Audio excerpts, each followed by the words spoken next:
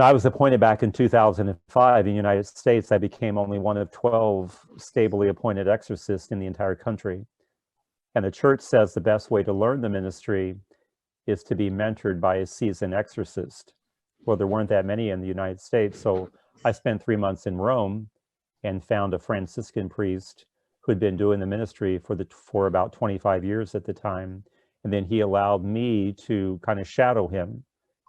So he performed 40 exorcisms when I was in Rome over those 3 months, and then I was able to learn firsthand the ministry of the church for those up against the forces of evil. Ethan, yes, I can. Awesome, great. It's nice to see you. Yes, it's good to see you as well. Thank you. Thank you for joining me. I have recently come across a lot of your talks on YouTube, particularly in regard to your work as in your ministry as an exorcist and as a priest. And so it means a lot to me for you to join me today to discuss those things, just because it's a very fascinating subject, especially someone like myself coming from being a real strongly committed atheist into the Christian faith. This is an issue that's, it's a hard one to reconcile for a lot of people, I think, just because of the kind of the fantastical nature of it. But it's also been rewarding to come and learn about it. And so thank you again for joining me. And I wanted to start off, if you don't mind, just asking you about how you got there. What brought you to priesthood as a vocation in the first place, and then particularly that of the role of an exorcist? All right, it's a good question. So I've been a priest now for 31 years. I was ordained a priest on June the 1st of 1991. So I grew up in a pretty devout Catholic family in the city of Indianapolis, here in the state of Indiana. Always attended Catholic grade school, Catholic high school, went off to college, and then went on to the seminary and was ordained a priest. My mother, ironically, was a convert, so she was not raised Catholic, so half of my relatives are not Catholic, but they come from other Christian faith traditions. So at 14 years after I was ordained a priest, my bishop appointed me to be the exorcist for the Archdiocese of Indianapolis. So the bishop really is the exorcist in the area. It's based on the passage from Luke's Gospel, chapter 9, verse 1, where Jesus sent out the 12 and gave them authority over all unclean spirits. So the bishop is the exorcist, and then a bishop at his discretion can ask one of his priests to do this ministry in his name. So I was appointed back in 2005, and then I did my training in Rome. So I've been doing the ministry now for the past 17 years. Wow. And whenever, I guess, an interesting question would be, whenever you were asked to take on that role of exorcist, did you have any idea of the nature of it, what the job would be, or what it would entail, or were you kind of surprised, or and how has that affected your faith overall? I'm sure you haven't doubted much. I'm just more or less asking, did it strengthen your faith and belief in some of these things? Yeah, so when my bishop appointed me, he even told me at the time he wasn't quite sure what he was asking me to do. And then he asked me to go and try to figure it out. So when I was appointed back in 2005 in the United States, I became only one of 12 stably appointed exorcists in the entire country. And the church says the best way to learn the ministry is to be mentored by a seasoned exorcist. Well, there weren't that many in the United States, so I spent 3 months in Rome and found a Franciscan priest who'd been doing the ministry for about 25 years at the time. And then he allowed me to kind of shadow him. So he performed 40 exorcisms when I was in Rome over those 3 months, and then I was able to learn firsthand the ministry of the church for those up against the forces of evil. It's kind of a bit apprehensive. I've always believed in the reality of evil. Yeah. But again, when you're asked to go on the front lines of that, it can kind of take you back just a little bit. I will say, though, I believe that the role of exorcist is in my own priesthood has really strengthened that, even my own spirituality. I always say that I believe it's helped me to rediscover priesthood as a vocation, meaning a calling from God, as opposed to an occupation, just something that I do. Because priests today can be pulled in so many directions, so many responsibilities. But when you realize what's really at the core of priesthood, which is about a relationship with Christ and combating the forces of evil, at least for me, it helped me to put priesthood back in the right focus. No, that's what I like that. I think, like you had mentioned there, the reality of evil. I think maybe a lot of people nowadays seem to kind of overlook evil, especially in regard to the ministry that you're involved in, or seem to dismiss it, things like that. However, like you had just mentioned, the reality of evil is something you have never doubted, really, and it's at its core. And it seems like a lot of people's postmodern thought, especially, seems to have this idea that objectivity or an objective good or an objective bad, is kind of fallen to the wayside for a lot of folks. Do you think that's potentially, a bad thing in regard to, once we lose the sense of objective evil or good, does that make people more susceptible to demonic attacks or possessions? I think it can, because I think the devil's main goal would be to try to convince us that he does not exist. Even in the 17th century, there's a famous French poet, Pierre Baudelaire, who said that the devil's cleverest ruse is to convince us that he does not exist. There's a lot of people today that might say that evil is nothing more than humanity's inhumane treatment of one another. So it's something of our own making, how we interact with others. But the Catholic Church has always viewed evil as something personified in what we call the devil and these other evil spirits. So it's not just, the devil's not just a metaphor, if you will, for humanity's evil towards one another, but it is personified. And the devil would prefer to work in the shadows for people to believe that he does not exist. That way he's kind of pulling us down, if you will, unbeknownst to us.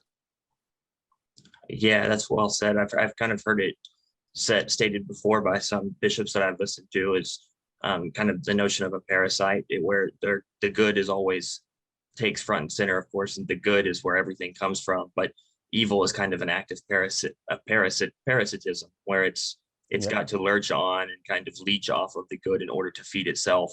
And so without the good, there would be no evil. But of course, it's a very difficult question, the one of good and evil. And the Catholic Church has a rich intellectual tradition involved with addressing this very problem. And I was going to ask you, in regard to the rich intellectual literature that's in the Catholic tradition, is there a way that there's a good way to metaphysically understand the hierarchy of angelic creatures as well and demonic? I was just kind of curious how to imagine the way, or how you see the hierarchy of this looking like metaphysically. So you look at the history of the Catholic Church and the tradition and what we believe about angelology. Yeah. At the very beginning, God created purely spiritual creatures, which are angels. And then after creating spiritual creatures, God then created physical creatures. The book of Genesis in the Old Testament talks about the creation of animals, if you will. But then God created humans in his image, and humans are both physical and spiritual creatures. So angels are in the spiritual realm, humans are in the spiritual and physical realm, and then we have other creatures that are purely in the physical realm. Now the question might be, when did God create the angels? Yeah. And St. Augustine, he says that perhaps we can see that in the very beginning of the book of Genesis, the very first words where God says, "Let there be light," and it was good. Because we think of angels and we think of light because, again, they're radiating the glory of God. There's a sense of intellect and will. But then immediately the light is separated into day and darkness, but that separation is not called good. So in there, St. Augustine says, perhaps we can see the fall of the angels. So the Catholic Church, looking at the Bible and the tradition of the church, the writing of the early church fathers, would identify 9 choirs of angels. There's the seraphim, the cherubim, and then there's the thrones, and then there's the dominations, the virtues, the powers, the principalities, archangels, and angels. So there's 9 rankings in the angelic choir. The belief was that Lucifer was a seraphim angel, So the highest of all the angelic creatures. The word seraphim means the fiery ones. They're so closest to the throne of God that they are radiating the glory of God greater than any other angelic creature. And Lucifer was the closest to the throne of God. Even the name Lucifer means the light bearer. And then after God created the angels, he gave them a choice. Angels had free will as well, like we do. And God created the angels. He gave them infused knowledge. So angels don't have to learn anything. It's like a computer downloaded with information. And then God said to the angels, with all that I have given you, your understanding of the natural order, will you now glorify me? And 1/3 of the angels, led by Lucifer, said no. And then the book of Revelation says that his tail swept 1/3 of the stars down to the earth. So they were cast out of heaven. So 1/3 of the angels fell. And just as much as there was a hierarchy in the angelic world, there is now a hierarchy in the demonic world headed by Satan, no longer called Lucifer, but now called Satan, because no longer a enlightened creature, because he's no longer enlightened by the glory of God, but now in eternal darkness.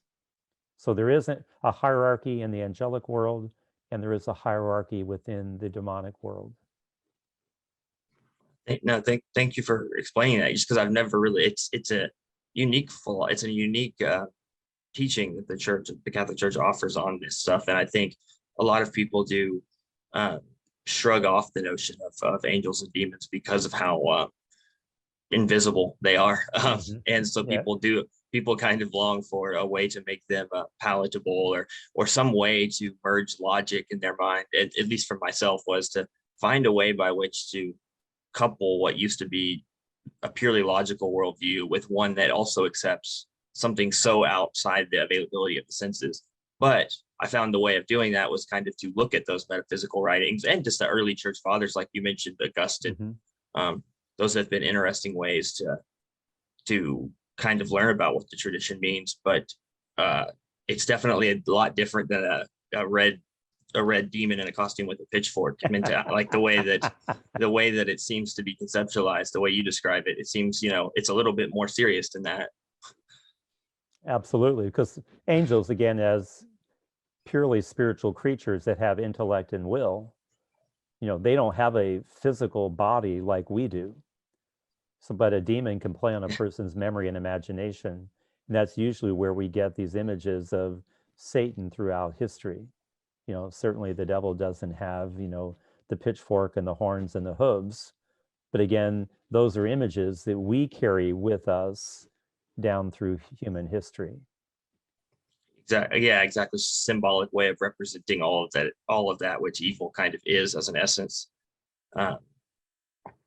And the reality is too, I was going to say, when we think about the created order, even as Catholics, the creed that we recite on Sunday, we say that God is the creator of all things visible and invisible. Now, there may be people who would say, well, I look at things from a scientific point of view. So seeing is believing, show me the proof.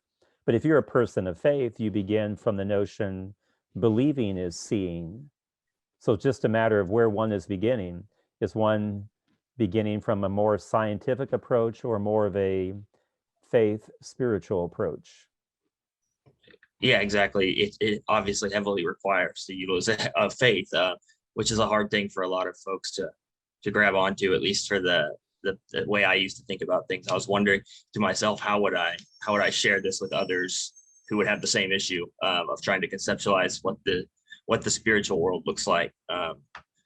And so, and you had mentioned, like, there's two parts to a person. You have a body and a soul and a spirit. And people's spirit, I guess, would be the aspect of that which can be, succumb to the pressures of the demonic. It wouldn't be the body. I guess it would be the spirit, which is what brings me to, I guess, when that does happen to somebody. Have you seen, what are the things that people generally happen to people when they do succumb to these powers? Are they always aware that they're even, but can it be an accidental thing, is what I'm saying? Basically, the ways people give these things a foothold, what have you seen as the primary mechanisms for that? So people can create an attachment to evil, either directly or indirectly. indirectly when they're doing something they know that is opposed to the aspects of faith, what God wants, what's the moral order, if you will, divine truth, but people act contrary to the way that God would want humans to act. And that could create an entry point for the demonic into people's lives. People do it indirectly when maybe they're doing things that they believe are fun or entertaining, but don't really understand the gravity of what they're doing, that it may actually be opening up a doorway to the demonic. Now, when it comes to demonic attacks, especially demonic possession, it's always physical in nature. So there's never an actual connection between a human soul and an evil spirit, because the soul is the realm that belongs solely to God alone. But the devil will attack us physically. Some of the entry points that I've seen, some examples would be ties to the occult. So the word occult comes from the Latin word occultus. It means hidden or secret. The focus is on the paranormal. People practice magic, for example, the use of tarot cards, a Ouija board, going to see a psychic or a medium. So again, people are trying to circumvent God, find a way around God, and kind of take the place of God and find answers to the questions that they might have. It's a violation of the first commandment, where God says, I am the Lord your God, you shall have no strange gods for me. And when people turn to the world of the occult, what they're basically doing is looking for a substitute for God. And usually in the occult world, the substitute that people end up with is themselves, where we're trying to deify the human person, which is really the fall of humanity mentioned in the book of Genesis, where the serpent says to Eve, if you eat of the fruit of the tree of the knowledge of good and evil, you're not going to die, you're going to become like God. In other words, you don't need God, become God yourself. And there's a lot of people that kind of fall into that trap. Another entry point would be the entertainment industry. You think of the fact that we're approaching Halloween right now. Halloween is now the second biggest spending holiday in the United States. So people are fascinated by evil, whether through the celebration of Halloween, movies, books, IT, gadgets, and video games. It's almost to the extent that the demonic is being glorified. And again, the devil can use that as a way to become kind of a normal part of our daily lives, if you will. So to create an attachment with us. Other entry points I've seen, people being cursed, people cultivating relationships with demons, people being dedicated to a demon, people have been abused, broken relationships. The devil is going to look for cracks in our spiritual armor, and then he's going to use that as entry points. There's a great line in St. Paul in his letter to the Ephesians where he talks about putting on the full armor of Christ. So it's our faith that protects us from the attacks of the devil and his evil spirits. But if we're not strong in our faith, the devil will look for weakness as a way to try to get in. Again, he can do that directly. When we're engaging in activities that are contrary to faith, indirectly when we think something is fun or entertaining. But again, it can create an entry point for the demonic into our lives. Interesting. I think a lot of like you had mentioned, a lot of the more new age spiritual practices do seem to involve a lot of those types of practices, Ouija boards and whatnot, alternatives to, like some kind of paganism or something like that. Mm-hmm. A lot of times it seems like people kind of take that like as a game, or they're doing it with a half heart. And even in those kinds of cases, it would be advisable to not do that, because at that point you're still, even unbeknownst, or even if you don't believe, you still could inadvertently invite that kind of thing in. But for some reason, it does seem like around the Ouija boards and all of that stuff, like it has become a Halloween game for people. And it's kind of strange to think about it being that's how it's viewed, whenever it really truly does have the potential to do these things that you're speaking of here. I was going to say too, even around Halloween, going on ghost tours, and it's very popular. People want to go into houses they believe that are haunted. The reality is that evil spirits don't live in a location. They don't have an address like we do where we live. Even some of the great saints of the church, St. Thomas Aquinas, for example, would say that spirits because they don't really have a body. We would say they're neither here nor there. We would say they are here or there if they're choosing to act there. So if a place is haunted, if you will, the question is, why is that the case? Did a horrific crime take place there? Were people engaged in occult activities such as trying to conduct seances and whatnot? So it wasn't that the evil spirits were living there. It's the very things that the people were doing in the location that caused the demons to manifest. Even to look at it in even a deeper theological way, St. Thomas Aquinas would say that spirits are not contained by space. They contain the space. So we can be in a room and the room is containing us, but a spirit, because it lacks a body, isn't physically in a room, it's containing the room. And even if somebody is possessed, it isn't necessarily that the demon is inside of them, it's that the demon is containing them. And a prayer of exorcism actually would break that containment. But it's not just about breaking the containment of evil, casting the evil out, if you will. One has to invite God in, which is even probably the most important aspect of the ritual of exorcism. Yeah. It's easy to cast the demon out, but if people don't invite God in, they could actually be making their situation worse. Chapter 11 of Luke's Gospel gives the account of where the demon is cast out, and then it comes back and finding the house swept clean, meaning it's gone, but God hasn't been invited in. Then it goes and finds 7 other demons worse than itself, and they come back and take up residence in the person. So there's a lot of people today that I've encountered that want the evil to be gone from their lives, but they don't want anything to do with God. But they have to realize that ultimately it's the relationship with God that will protect and safeguard people from the forces of evil.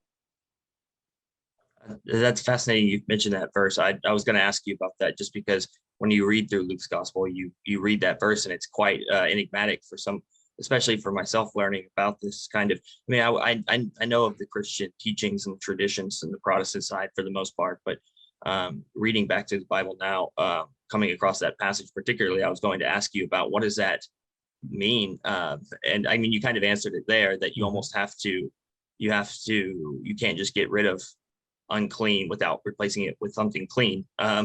Otherwise it's vulnerable to the manifestation of more problems, which that even seems like that could be manifest or explained psychologically. It happens in people's lives all the time, where they say when it rains it pours. Whenever there's a lot of amalgamation of bad all seems to conglomerate at once and things like that, and potentially it's just an older way of conveying that notion.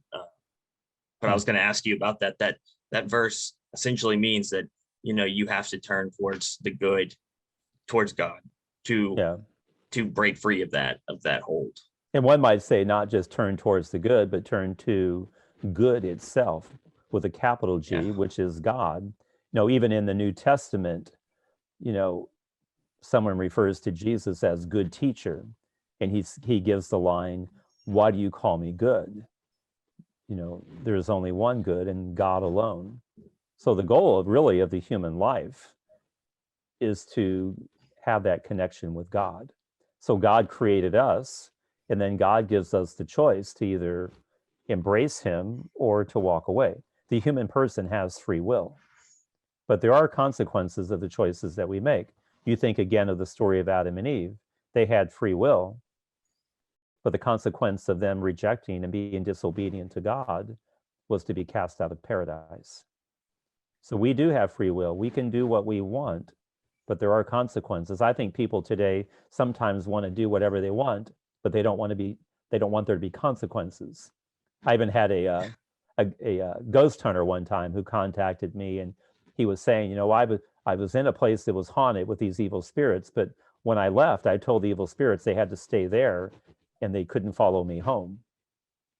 But again, evil spirits would want to create a connection with the human person as a way to destroy us, because the human person is created in the image and likeness of God. And that man could even say to the spirits, don't follow me home. But his actions actually gave the authority of the demons to attach themselves to him. So there are consequences to our actions, and we just need to be aware of that. It's interesting that God has everything except one thing from the human person. And the thing that God does not have is our free will. So again, the goal of the spiritual life would be to unite our will with the will of God. You think of the Lord's Prayer, where we say, "Thy will be done." And again, that's really what we're called to do, is how do we bring our lives into conformity with what God expects? Freedom in the true sense of the word doesn't mean that we can get to do whatever we want. Freedom, if one is really looking at it from a spiritual perspective, means to live in the manner that God created us to live. And when we live in that manner that God created us to live, then that's freedom in the true sense of the word. If we believe that freedom means we can do whatever we want, then we usually become slaves to our own passions and desires. So really the goal is to unite our wills with the will of God, and then to discover what it truly means to be free. And certainly in the midst of all of this, the devil is trying to use his tricks, if you will, to trip us up. Because when the devil was cast out of heaven, he was cast down to the earth. So he wasn't cast out of creation. He still has a role to play. And God uses the devil as a way to get us to think about our free will and whether we will choose the good, choose the light, or will we choose the evil? Will we choose the darkness? That's well, that's a beautiful way of stating all that, and it's not the Catholic. The way you explain the idea of free will is a refreshing way to hear will defined. Just because on my channel I talk with about philosophy a lot, and before ending up at Christianity, I was going through these, and there's nothing wrong with them, I guess. It was just I was going through some of the Hindu teachings, and I was practicing their practices and things like that, and they teach a very odd perspective on reality, which is over time you dissolve this notion of self, and then along with that goes the notion of free will, and their teachings are very concrete on that. And obviously it's very counterintuitive to the human condition to be taught that you have no free will, and there's no wonder that you would have to practice these teachings for 15-20 years to get it to become true, because it's not true, because you do have a self and there is free will. But it's interesting that you mentioned how the Catholic Church, especially Aquinas and all of those writers, they do make a good distinction between the intellect, the will, and all of those kinds of those things. And I think it's important potentially for people to understand all three of those moving parts in order to understand the existence of will, because people even come to doubt their own agency, and that in its own right is definitely not a good thing over time, because it gives them, like you said, it allows them to become free of consequence for their actions. Yeah, and I would say too that ultimately, when God is removed from the equation, we lapse into a sense of discouragement. I would say, I think of St. Augustine again. One of his great lines was, you have created us for yourself, O Lord, and our hearts are restless until they rest in you. So I believe the human person has the innate desire for God. So all of us know that there's a longing deep within us for something more. And this something more is God himself. But we may go through life trying to figure out what that is. But everything else will leave us wanting more. It will leave us empty. I'll try to fill that void, but we really need to have that connection with God, because I believe that it's a relationship with God that gives human life its ultimate meaning, purpose, and direction, if you will. Absolutely. And I think, like you're talking about Augustine there, and Augustine seemed to, like in his book on the Confessions, he seemed to struggle with the notion of his own evil acts in his own life. He talks about like having committed theft at some point in his life, and then trying to come to the crux of why he made the decision to do that, and can't really even figure it out himself. And he's digging for this notion of why does the human will naturally tend towards chaos and evil doings without this light in their life, without something by which to direct their actions towards the good being in the proper place, so to speak. It seems like Augustine came to this conclusion. He was equipped with original sin that only can be overcome potentially, like you just said, with the can rest in only the true good potentially. But it seemed like Augustine is a true Catholic character who kind of really understood this, and his writings really help someone understand maybe how a person could come to believe in a lot of this by looking at it the way he describes it, and the way a lot of the Catholic fathers are able to write that just other people weren't able to. Yeah, I would say that's a good notion for people to realize. The saints of the church were not perfect people. You read the lives of Yeah. their lives, their backgrounds, they were great sinners, if you will. And all of us are sinners. Again, thinking of St. Augustine, he had a child out of wedlock, he had a mistress, and yet he went on to become a priest. Then he became a bishop in the church, one of the great doctors of the church. So just because somebody has something in their past that's of evil or darkness doesn't mean strike one, you're out. Because the Yeah. human person always has the capacity to grow in our understanding. We can say, wow, I didn't know that. But we can grow in our understanding, and then we can leave the world of sin behind, and we can embrace something better, something good, namely God himself. Because we don't have to be perfect. But, one of the names for the devil, Satan is the accuser. So the devil would get us to buy into a sin or a temptation.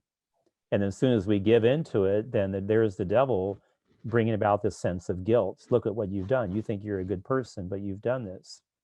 I think that's how the devil really attacks. Most people, when they think about the devil, they're fascinated by the extraordinary activity of the devil. Mhm. The Yeah. infestation, the vexation, the physical attacks, the obsession, the mental attacks, possession. But all of us need to be aware of how the devil tries to trip us up in our daily lives. Begins with deception, where the devil wants us to buy into a lie. The deception leads to division. We find ourselves broken. And then the division leads to diversion. We're broken. And we begin to look for something that will help put the pieces of our lives back together. And if that something isn't God, that diversion is going to lead us to discouragement, where we lack any sense of meaning or purpose in our lives. That discouragement will lead us to death, always spiritual, where perhaps people just abandon God altogether, sometimes physical. Think of the rise of suicide in our world today. But as Christians, we're people of hope. When people arrive at discouragement, there could be that sense of discipleship. People have a spiritual awakening. Maybe, Ethan, that's something that happened in your life. You reached a point where you needed something more, and then that's something more you came to realize with God, and then you set out to really discover who is God. Because many people, you look at the Western society, Western civilization, it was built and shaped by Christianity, but there's a lot of people in the Western world that don't really have a good concept of who or what God is.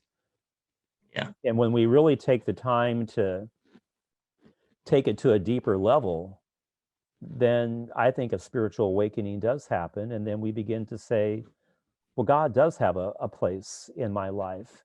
I just need to figure out what that is. And, when I talk about taking it to a deeper level, it's going back and reading the Bible, reading the fathers of the church, looking at, the history of Christianity and what do the first Christians believe and how does that impact us today?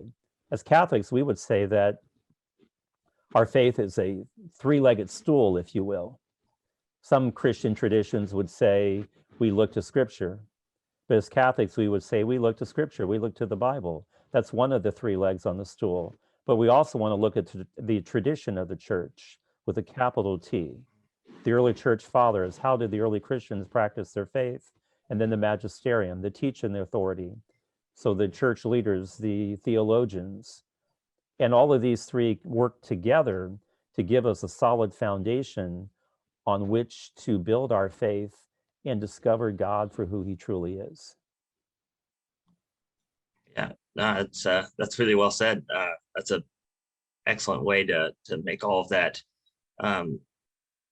come together. It's hard to put all those words together for myself a lot of times, but that's ultimately the beauty of the Christian tradition, I think, is that, and the idea, like you said, that the Trinity, and the notion of the three person God, and the theology behind that is a very unique to the Christian tradition, and the way that it fleshes out those connections between the three moving parts of God really help solidify how the good operates and how consciousness works and all of those things. Mhm. But like we were talking about a second ago, kind of with the intellect and the will, those two things kind of fight against the soul sometimes, it seems like.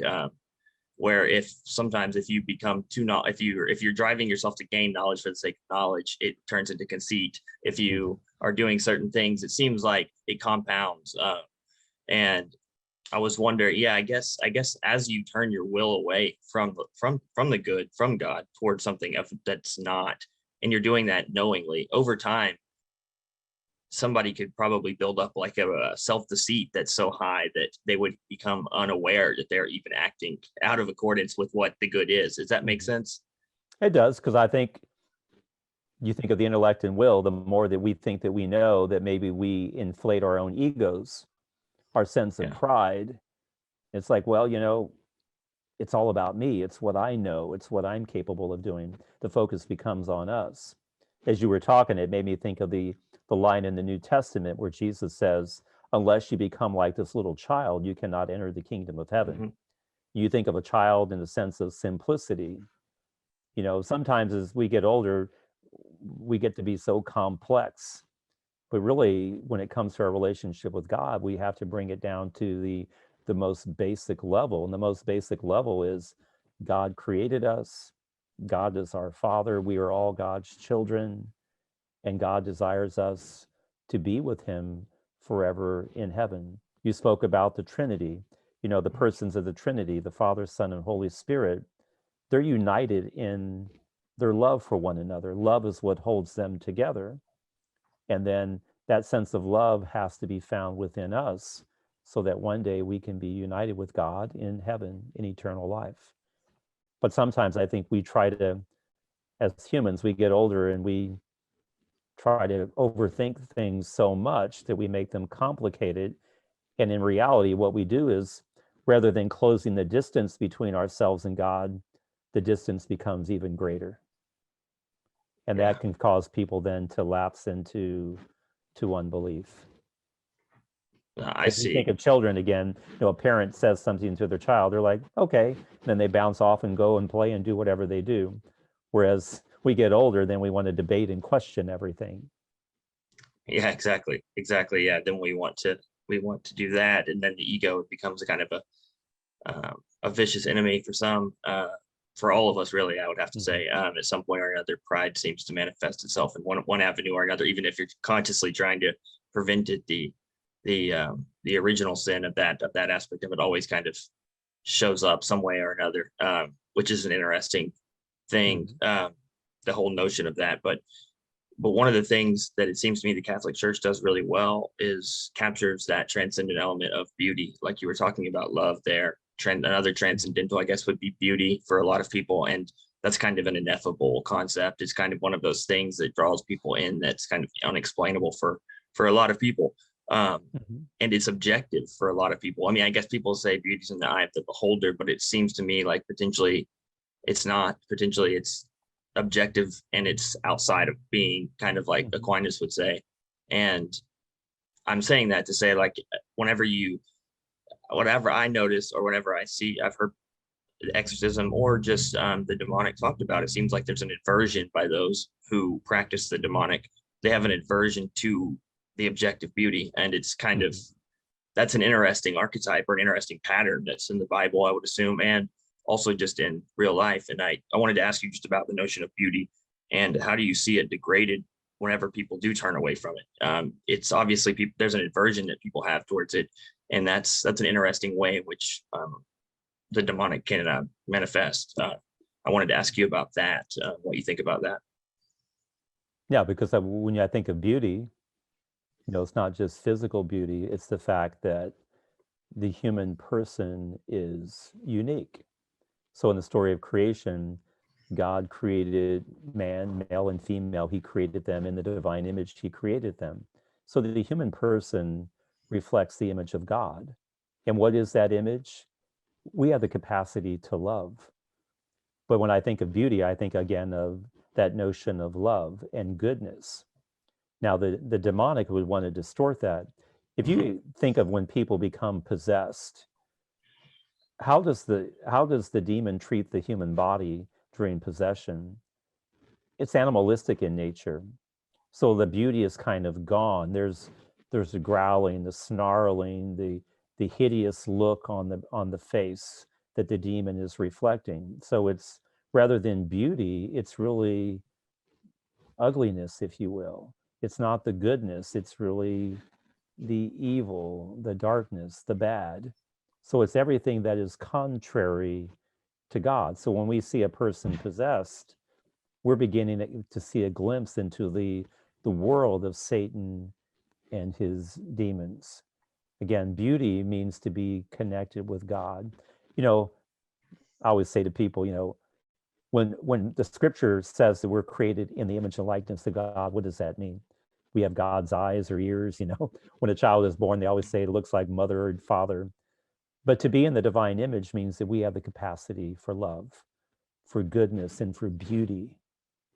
But the demonic would want to distort all of that, because the demonic would believe that in distorting the human person, then he's able to distort the image of God, whom he has rejected. And then the devil ultimately would want the human person to join him in rejecting God, the notion that misery loves company. But again, beauty, goodness, God all go hand in hand, because everything that God created is good. You know, God did not create demons. But again, it goes back to our discussion on free will. Everything that God has created is good, but how we use our free will determine whether we maintain the goodness or if we will lapse into evil. Interesting. Yeah, that's why I think that there's something important about the notion of the preserving the idea of agency and free will for a person, and the slippery slope is to assume that maybe we don't have those two things, which kind of reduces the human condition down to nothing, which, you know, the Christian teaching has a lot more to offer when it comes to, when you ask those philosophical questions, where does truth live? Where does beauty live? Well, you can look around at churches, you can read the literature, you can see that there's some element of objectivity that runs through all the Christian writings, churches, architecture. Every bit of it seems to encapsulate beauty in some way or another. Because a lot of times I noticed that about the Catholic Church before, whenever I was not really a believer in God or anything, I had doubts about the way the Catholic Church represented itself. It was easy to say like, oh, well, they're spending too much money on this or that. Yeah. And then I come to realize now that instead of thinking like that, I realize that if you are representing the sacred, you want to do so correctly. Well, you think of communism, for example. Look at the old Soviet Union. What did they build? I mean, you look at the apartment buildings and things, gray, ugly buildings. You know, I've had the opportunity to travel and be in Eastern Europe. I remember one time being in Slovakia. These old Soviet era apartment buildings, all gray and drabby, they've now been painted with bright colors to bring out a sense of beauty. You know, so you're right. Sometimes people will criticize the church and say the church has a lot of wealth in art and, you know, and that type of thing. Or why doesn't the church sell these paintings that they have and then give the money to the poor? Yeah. But again, people need to realize that the church throughout history has been a patron of the arts. Yeah, these things can be sold and then the money is gone, but then the painting will end up in a private collection, and then no one else will be able to enjoy that sense of beauty. So again, you think of stained glass windows, for example, in churches. People are like, well, why is there stained glass windows? And I always like to say, well, how did you first learn how to read? It's picture books. You look at the pictures, it tells you a story, and you begin to learn the stories. And there was a time when a lot of humanity was not literate. You know, we might take that for granted today. So there may be people that didn't know how to read and write, but they can walk into a church, they could see a stained glass window that depicted the story of creation or the birth of Jesus. So they're looking at a picture, if you will, and they're beginning to understand the story. So we have to realize that beauty speaks to us on so many different levels. You go back to the story of creation. What did God create on the sixth day? God created animals, he created humans. What separates humans from animals? God gave us the seventh day, the day that we can choose to honor and glorify him, to really live in his beauty, if you will. to recognize just how wonderful the gift of life truly is, and how we need to give glory and praise to God for that gift. And then again, that reflects beauty, if you will. Yeah, no, that's a good way to describe the relationship between the truth, beauty, and goodness. That, and I like what you said too about the Catholic Church does, as much as I may have ridiculed it in the past. It is it's like a repository for all of that transcendental to manifest into a cathedral or building, like you said, that's accessible to anybody, whatever your opinion may be. It seems like churches, they contain all of those in them, and people can gain access to them free of charge, in most cases, and they're open to helping people. One of the few places you could go that has all that, and also it has, is there to serve the community. Because I think I've heard you mention in some of your interviews the notion of your ministry, of the exorcism being a ministry and a aspect of the church that is a service. And I think that was an interesting way for me to look at it from your perspective, was that the priest kind of serves as the doctor for the soul to a certain extent, as I've heard it described. And in that case, you're like you had said in some of your interviews, there's an emphasis on that what you're doing is a service to the community, on behalf of the church. And that's an interesting way to look at it.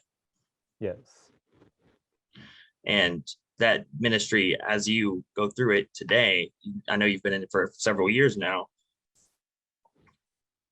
I wanted to just ask you, how have you enjoyed that ministry? Has it allowed you to see God's love manifest into the world and take in ways that you had never seen before? I know there's evil involved with it, but as you deliver people from these situations that they might have felt hopeless in, I assume that there's two sides of the coin, like anything, but I assume it must be very nice as well to see both sides of it, to get through the situation of a possession with somebody, as it must be a pretty traumatic happening for a lot of folks. It can be very traumatic. And it might be strange for people to hear this, but really the world of exorcism, the focus is not on the devil. The focus is on God. So really it's something wonderful. Not every exorcist is publicly known. I'm publicly known. So I receive a lot of people who reach out to me. I currently receive about 3,500 emails and calls a year. So I average about 70 a week. And a lot of this, one of the wonderful things is that people invite me into their own spiritual journeys, in their own search for God. I was just thinking, I got an email the other day from somebody in Tasmania. Oh, wow. Who told me that they had been away from the church for a long time, but they saw one of the talks that I gave, and they said that God really spoke to them and inspired them to return to the church. So they have actually reconnected with their Christian roots, even though they had been away for a long time. So part of the ministry isn't just working directly with people and their own personal struggle against the forces of evil, but it's also a way to help evangelize people, to really allow people to come to discover or rediscover the important role that God needs to play in our lives. So again, even when I look at the ministry of exorcism, it really is a form of evangelization, just to really challenge people. And again, the church doesn't impose anything. It can propose, but it can't impose. And in the ministry, I think I'm proposing God to people for where they find themselves in maybe the search in their lives, the problems they're facing, discouragement, that somehow relationship with God can make a difference and give them that sense of meaning, purpose, and direction. So I can propose it, but then again, what people do with it is up to them. The great line in Scripture is, Jesus stands at the door and knocks. He doesn't kick the door in and say, here I am to save the day. He knocks, but we have to invite him in. And I think the ministry of exorcism is one of the ways that the church gives people the invitation to open the door and to let Christ into their lives. Because this ministry is not about me. I always tell people that if their focus is on me, or if people think I have powers and abilities, we're all in trouble. The focus is Yeah. always on Christ. I think of the great line of St. John the Baptist, he must increase and I must decrease. I can't give in and start inflating my own ego and pride. That's exactly what the devil would want.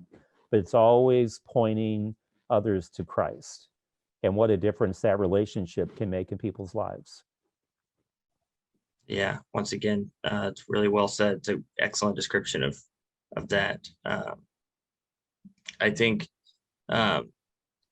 as well to all of that, and one of the unique parts of the Catholic tradition is the sacrament and the emphasis on that, on the partaking in sacrament and the sacrament, and engaging in the communal aspects of church that I had never spent time in a Catholic church up until recently. And a lot of those rituals and ceremonial aspects of it that weren't present in the Protestant side of the churches I used to attend, that is present in the Catholic Church, seems deeply unique and just kind of like a huge part of the I guess from the Protestant side, it just doesn't look, church doesn't look like mass, if that makes sense.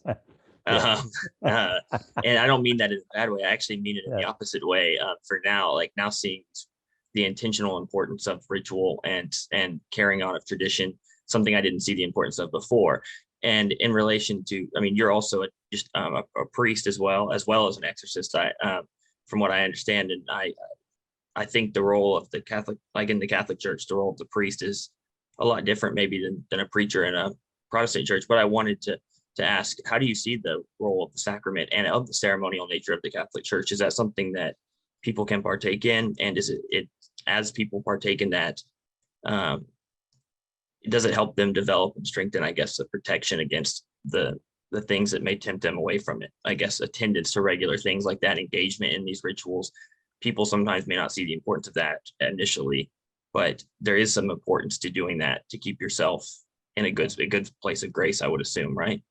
Yeah, I think the importance of the sacramental life of the church, again, the sense of ritual, is that it conveys the mystery of God to us on different levels.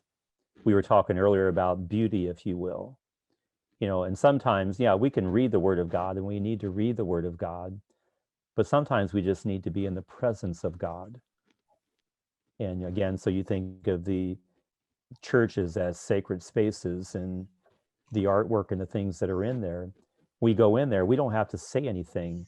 The environment speaks to us on many different levels and depths of our being. And the sacramental life of the church does the same thing. It's a way that I guess one of the ways that I would like to look at a sacrament is that it's one of the ways that we touch the face of God, if you will, that we really allow God to speak to us on different levels of our being. It's kind of just being in the presence of God and kind of taking that all in. Yeah, absolutely.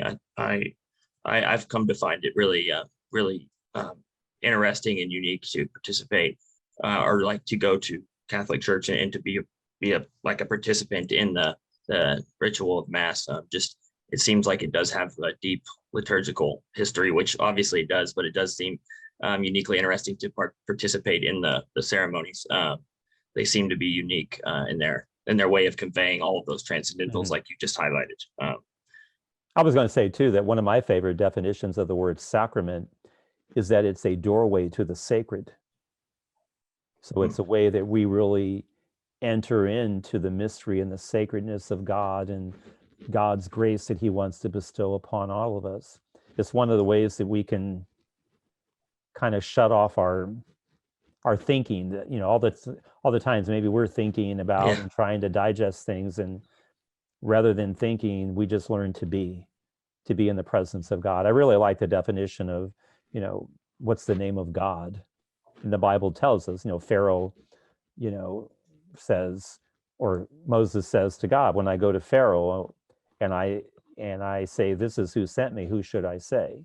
And God responds, I am that I am. And even Jesus refers to himself as I am being. And when you think of the sense of beauty and being in a sacred space and the sacraments, it's really about just being in the presence of God. We don't have to overthink that. We can just be in that Yeah. presence.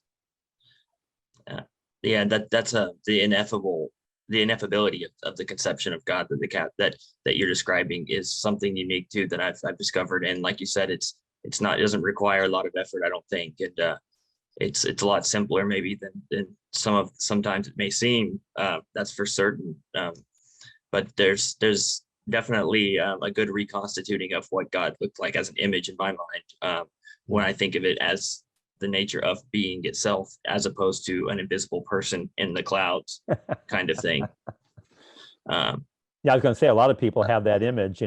God is Yeah. is an elderly man with a long white beard and wearing a white robe and floating on a cloud through the sky. Yeah, exactly. Sorry about that. I was plugging my computer in really quick. Sorry, I should have done that before I started. But yeah, that was what I was thinking, was that the tradition I come from didn't portray God in that way, like you just described, the act of being itself. And I think understanding that is a pretty key aspect to kind of coming to learn what God looks like, especially in the Catholic tradition. And like you said, the sacred, there seems like maybe there's an inversion of the sacred that has occurred in some instances of society, to where it's almost like carnival world or something, to where things are taking place upside down. In relation to like biblical symbology that seems to be pertinent to me, it seems like there's a certain order of existence that needs to be in place or something, and everybody has a part to play. And it seems like maybe the rules for how to play the music have been turned on their head or something. And so sometimes I come to conceptualize from my recent understanding of the biblical teachings as something of everybody working together for the good. And it seems like right now it's like nobody knows if there is good at all. And I think what I've learned from your work a lot is that there certainly is a good and there certainly is a bad. And I think that the way your forthrightness with sharing your experiences is really probably key for maybe even some people, especially me, to put good and bad back in its right place. Because if that becomes subjective, that doesn't seem to be a good thing. And so I just wanted to say that in general, that your work that I've listened to and that I've come to really like, it has done that for me, really re-emphasized, shown me the structure of what this looks like, how to place it, and in doing so, it's helped me strengthen my faith, and if per se in Christianity, but just also in coming back to this tradition in a new light. Your work has been pivotal in doing so. So I wanted to say, I don't want to keep you too much longer, but I wanted to say that and say thank you very much for joining me today. Yeah, and I would say that's one of the main reasons why I like to be public about the topic of exorcism, the reality of evil. Again, it's really a way to help evangelize people. We live in an age in history where faith is in decline in the lives of many people. And I always like to say that faith in God will lead us in one direction and the lack of faith in another. So really in the ministry, I'm really proposing God again, maybe to people who have moved away from God, or maybe people who don't even know who God is. It's just really about helping people come to understand that we need to have a relationship with God, and that shouldn't be viewed as a burden or something boring, but it's that relationship that will give true meaning to human life and to human existence. God created us to be human beings. We're not human doings, because I like to tell people our value doesn't come from what we do, but simply from the fact that we are. Here we are. And again, all of us need to realize that there is a connection. We have a connection with each other. We're all God's children, no matter where we find ourselves. And the things that we should promote, the thing that unites us, should be love. God is love himself. Many of the great saints of the church have said that when we die and we stand before the Lord, there's only one question that we're going to have to answer. And Jesus is going to say to us, how much did you love me? How much did you love me? Because if we base it on John's gospel, where, God is love, if we want to unite ourselves with God, then there has to be love within us. Otherwise, there's nothing within us to unite ourselves with God. And again, I think a lot of time people might view faith, religion is some type of a burden. But again, I think it helps us to discover who we truly are and whose we truly are. Namely, we're people that are defined by God, and we just simply need to give God his rightful place in our lives. And that should be a cause of rejoicing. Second that. I think that as you place that, all of those things in the right configuration, especially with God at the top, that everything else kind of naturally coalesces around it in the proper order. So it definitely does. It definitely, like you said, it's not so much a burden as it is an aid to assemble your life around. Because, like you said, people do desire freedom, but not absolute freedom. And there is an order to things, and I think I've found at least that if you try to participate in that order in some way or another, things do seem to go better overall. So absolutely. And important to that, I think, is the proper conception of what good and evil is, though. And I think that covering that the way we just did, and the way you do in your talks, and the way the fathers of the Catholic Church do, could be immensely helpful in people coming to learn this. And so I say all that to say thank you very much. It's meant a lot to me to get to talk with you, and I appreciate your time. You're welcome, Ethan. It's been my pleasure. Thank you, Father Lampert. You have a good one.